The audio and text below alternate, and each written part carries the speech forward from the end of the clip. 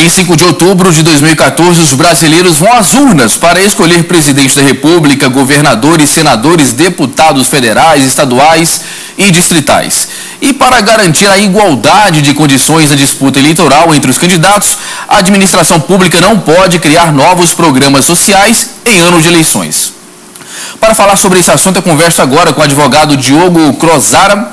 Doutor, seja bem-vindo, é um prazer recebê-lo aqui no Jornal da Fonte. Boa noite, é um prazer estar aqui com vocês no Jornal da Fonte. Pois é, em ano de eleições, então, é proibido esse tipo de ato de inserir programas sociais.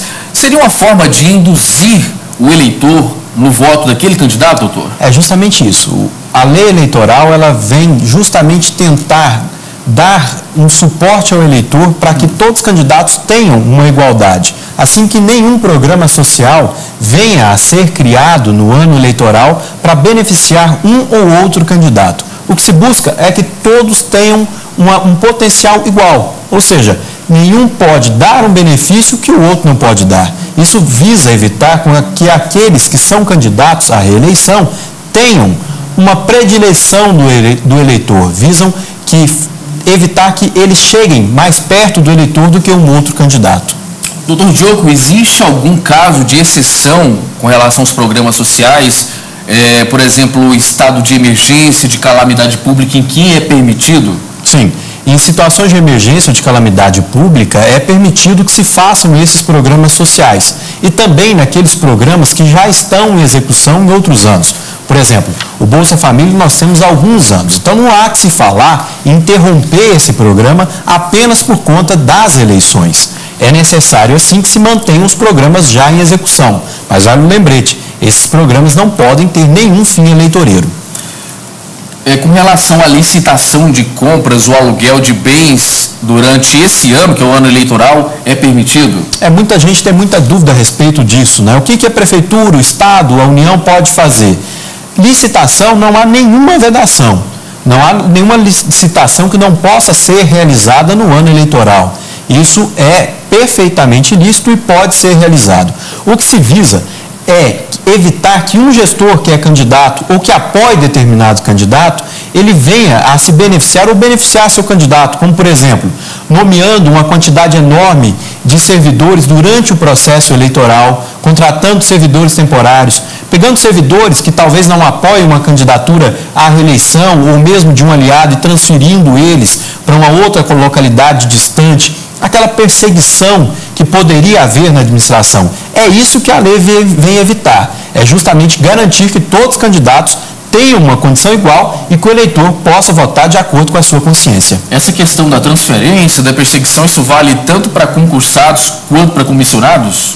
E ela vale tanto para concursados quanto para comissionados. Mas vale um lembrete, o comissionado ele não tem estabilidade. Então ele pode ser demitido mesmo no processo eleitoral.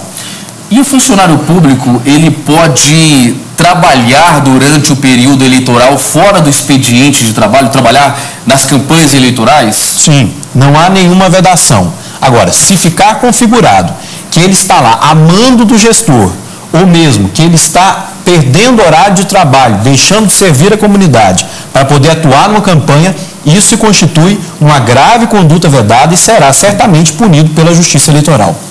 Bom, com certeza esse ano vai ser o ano das redes sociais, da política nas redes sociais. E o que a legislação diz? Já se pode colocar anúncios nas redes sociais a partir de agora? Não se pode? O que o senhor pode falar sobre isso? A propaganda nas redes sociais, a propaganda antecipada nas redes sociais talvez seja o tema mais palpitante nesse momento do processo eleitoral. É bom lembrar que nós temos uma alteração com relação às últimas eleições. E essa alteração diz respeito à manifestação pessoal de um eleitor nas redes sociais. E aqui exclusivamente nas redes sociais. Eu não estou falando de blogs nem de sites pagos. Nas redes sociais, como o Twitter, o Facebook, o Instagram, é permitido que um eleitor se manifeste, dizendo qual a sua predileção, falando bem de um pretenso candidato. Isso mesmo fora do período eleitoral.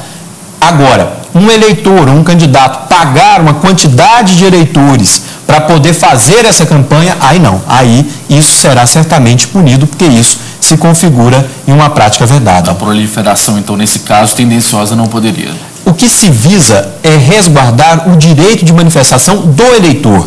mas é uma manifestação individual, uma manifestação gratuita, aquela manifestação democrática, visando realmente discutir um processo eleitoral.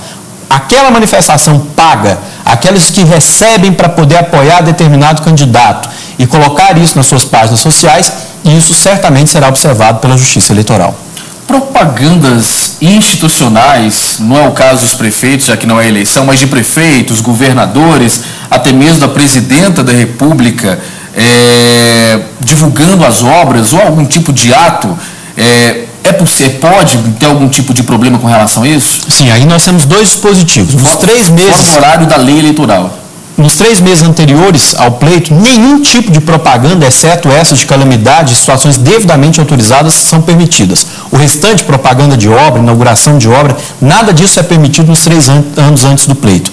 E vale aqui uma regra. Nesse ano de 2014, tanto o governo federal quanto o estadual, eles não podem gastar mais do que a média dos exercícios anteriores em publicidade. Então também tem uma restrição. Não pode vir agora um candidato e começar a fazer uma propaganda maciça. O valor pago em publicidade no ano da eleição, ele não pode superar a média do ano anterior. Com relação aos concursados que passaram em concursos homologados no ano eleitoral, eles podem assumir os cargos? Sim, não tem problema nenhum. Se o concurso foi homologado até o dia 5 de julho, ou seja, 3 meses antes do pleito, essas nomeações podem sim ser realizadas tranquilamente durante o período eleitoral. Mas os concursos que não forem homologados até essa data, aí não pode haver nenhuma nomeação até a data das eleições.